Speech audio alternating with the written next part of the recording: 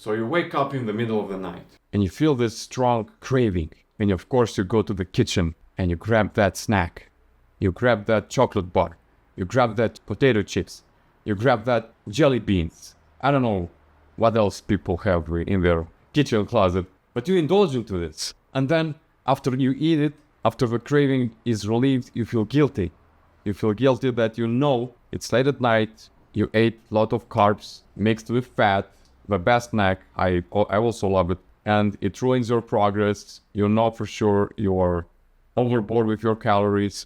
The guilt kicks in, low self-esteem kicks in, and you tell yourself, okay, next time I'll do better, or next time I will eat less, or the following day when I wake up I will do fasting so I can compensate for the amount of calories I ate this night. This is what I call cravings. People call it different kind of thing. I mean, human body has different kind of cravings. Sugar cravings, salty food cravings, cravings for fruit, cravings for meat, different kinds. However, society sees it as a weakness. Like, oh, you have cravings, means you don't have enough willpower to hold yourself to not indulge in the thing you're craving to. What makes it worse is that religion goes deep into that as well. Like, if you have cravings, oh, you're sinning. It's the devil trying to make you sin, which disconnect you from God. But in reality, it's way, way simpler. And if you're fat,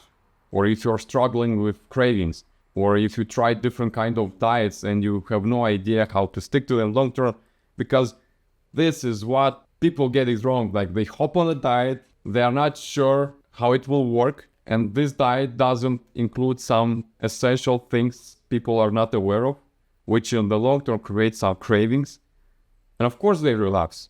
Of course, because sooner or later, the biology, your body, will take what it needs. So I have good news.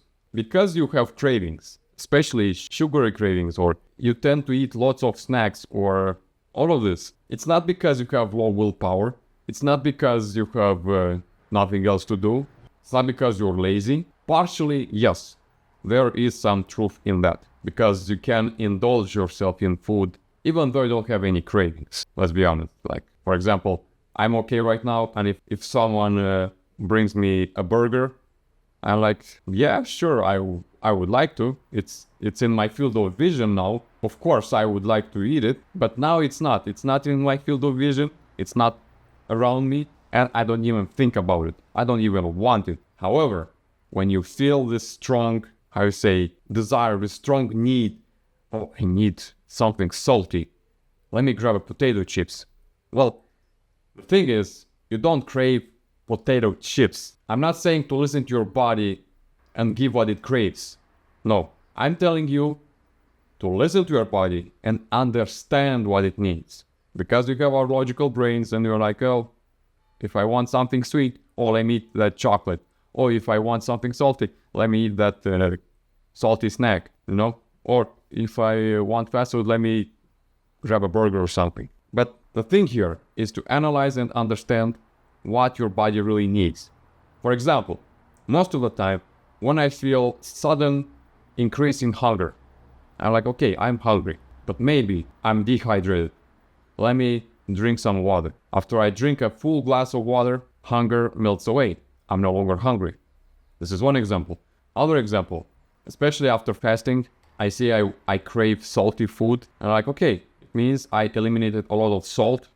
I have to replenish it. So I either put salt in my water, or I either get some electrolytes, and then body get what it needs without any extra calories, which is very, very simple. The story here is, when you crave something specific, it means the body doesn't crave that specific thing, but what that specific thing contains, you know, right? If you are craving to eat something sweet, well, it means your body is low in sugar, or your body is low on glucose. To replenish that, you can either eat some fruit or eat some sweets.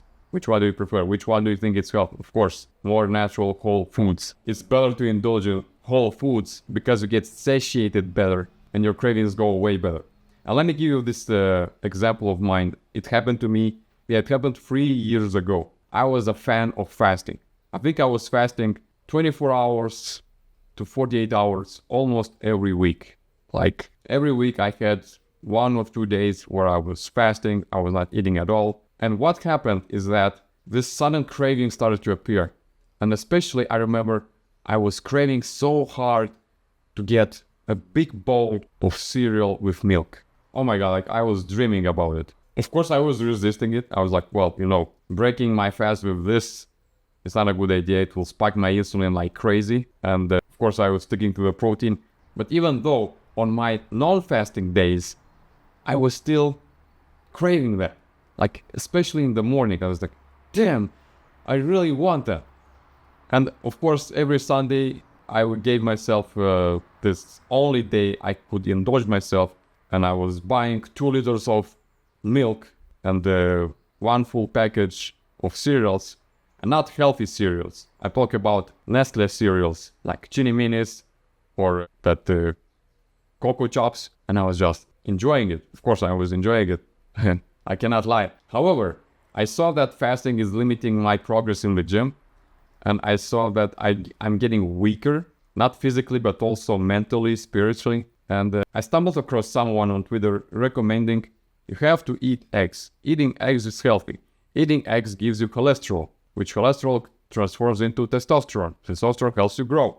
Let me have breakfast of 6 or 8 eggs. And when I started it, after 1 week, my cravings suddenly faded away. Why? Because I gave my body enough protein. This body was busy digesting this protein and dissecting the cholesterol and making the hormones that really benefits the body. So my conclusion from there was, oh, it means I was not craving milk with cereals.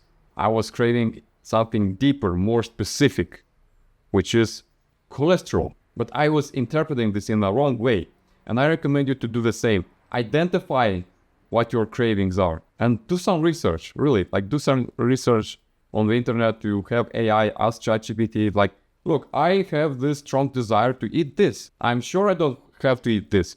But what nutrient my body needs? Because your body wants that specific nutrient. And once you identify it, you can give what it needs and you'll not have this problem with indulging into food and into cravings just to replenish that specific nutrient with thousands of calories on top. And another thing I want to recommend, which is to eliminate your cravings. The most simple, the most easiest and logical one someone ever told you. Stop buying snacks.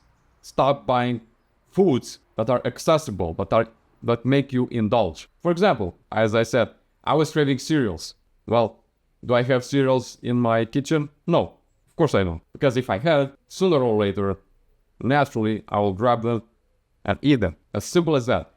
If you don't want to eat shitty food, don't buy shitty food in the first place. As simple as that. However, we are humans, and I recommend to give yourself some room for that. Like, I don't know, if you go out with friends, yeah, you can indulge here and there. If you had a productive week on Sunday, yeah, you can go and grab some cereals, like nothing wrong will happen. But if you stick to your diet 6 days a week and you're following it like religion, sure, you can have some extra thing you want. However, you would not feel the need that much if you eat whole foods, if you eat foods that are rich in nutrients. This is another tip for you. This is how you eliminate cravings. If you give your body nutrient-dense foods, it will stop giving you cravings. It will only give you like hunger. Okay, you're hungry, that's normal, you're human, you eat that steak and you move on. Another way to eliminate your craving, I see, for example, the first half of the day you cannot eat anything, and to not feel this hunger, to reduce your appetite, is to drink coffee and you put butter in it. I'm not sure why it works, but this mix of healthy fats with caffeine gives your brain enough energy and focus throughout the day, and literally you will not even think about food. This is how powerful that drink is. So this is another tip you can do. What about carbs? Yeah, carbs makes you overeat if you're not careful. I recommend to eat carbs around your workout time. For example, if you're training at 6 p.m., well, you can have some carbs at 4 p.m. And those carbs will help you to have a more productive workout. Or you can eat them after your workout, so you can replenish that glycogen. I am not a big fan of carbs, to be honest. I prefer to eat carnivore style and have some fruits here and there, especially right now it's summer and there are many local fruits. But I'm sure once the summer is done, I'll eliminate all of the fruit and I will stick with good steak, good eggs, some raw milk. But talking about my diet, it will be another video. Another thing that you can eliminate cravings is to eliminate starchy foods. You know, these foods that makes you feel sleepy? In my case is pasta, rice, bread. I mean usual bread. Of course, sourdough bread is good. But when I eat these things, something weird happens. I tend to overeat on the next day. I accumulate lots of water under my skin. It makes me look less lean, especially my face gets puffy. And third, it has a solid amount of calories and for some reason, yeah, I get the carbs, but I feel this way that my body doesn't get the energy it needs. It's like, yeah, it's digesting, but the return on investment from these foods, I don't see a huge increase compared to when I eat some fruit or some honey and fruit. Well, this is a good combo. This is really what moves the needle forward. So overall, what I want you to take on from this video, because you have cravings, it's not because of your willpower. It's not because you're lazy. It's not because you're fat, even though fat is a huge sign from your body that it's nutrient deficient. This is why you're craving to eat lots of food, so you're trying unconsciously to replenish that specific nutrient with lots of calories. Again, stick to whole foods. But once you do that, once you align yourself with your biology, cravings disappear. You start to feel like human, literally normal human being, and you can function, focus on your goals, focus on what is in front of you, and have sick pump, sick workout. And this is how you will make progress in the long term. Yeah, I know you see shredded guys who are telling you how hard it is, how not so many calories you have to eat in order to keep that fat low. However, I'm telling you, you don't need to get shredded. In the long term, being shredded sucks. It ruins your hormones, it ruins your well-being, it makes you paranoid, narcissistic. You're trying to look yourself in the mirror, try to check every time if you're looking good, if you have some visible abs. But in the long term, you will not make progress, you'll not gain strength, and you'll feel miserable. Literally, you'll feel miserable. Being shredded for a period of time is good, but overall, I recommend what is working is the long-term game. In the long-term game, you eat whole foods, you eliminate cravings, you are consistent with your workouts, and then by default, you'll see the progress. So yeah, this is the video for today. Let me know what you want to ask in the comments below. Any questions are welcome, and also you can text me by the email. Sooner I will start creating a Telegram group, so I will share more information with you and open social media dedicated for this fitness content, so you can reach out to me more easily. But overall, let me know if you find it useful, because I'm sure this thing alone ruins a lot of people's not only diets but lives as well. So yeah, keep going, bro, and wish you a productive day.